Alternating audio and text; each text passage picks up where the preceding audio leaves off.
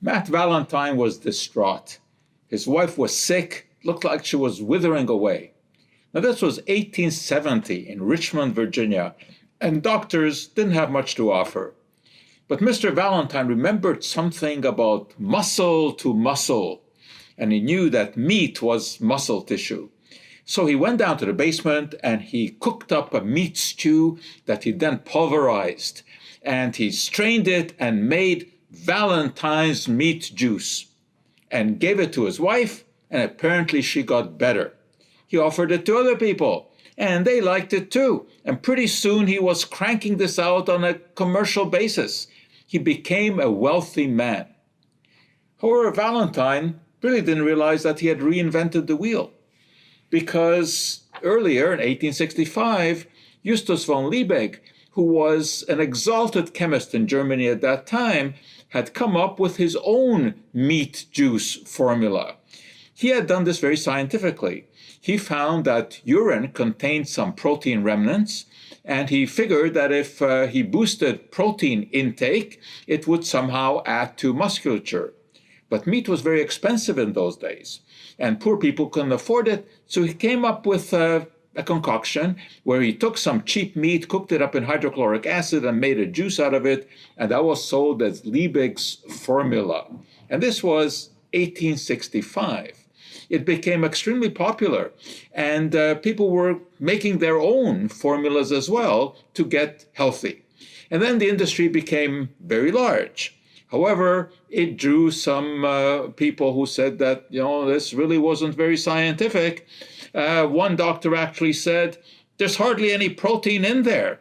This is like watching the play of Hamlet without the character of Hamlet. But nevertheless, Liebig kept it going. And although sales started to wither, he had an idea. And this was brilliant advertising, because with each dose of his meat product, he gave some collectible cards. And boy, was that ever a big hit. And at first he came out with scientific cards, like this one here, that shows the meeting of two chemists, Lavoisier, basically the discoverer of oxygen, and Berthollet, who was the first person to ever make bleach, sodium hypochlorite.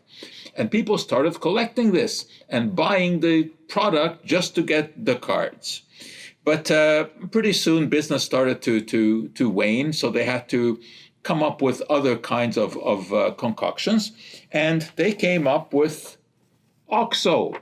And this also was sold with some interesting pictures and cards.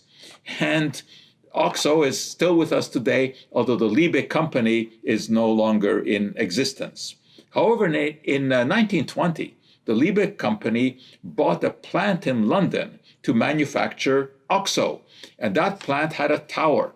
And they came up with some very, very clever advertising, because they changed the windows of that tower to spell out OXO.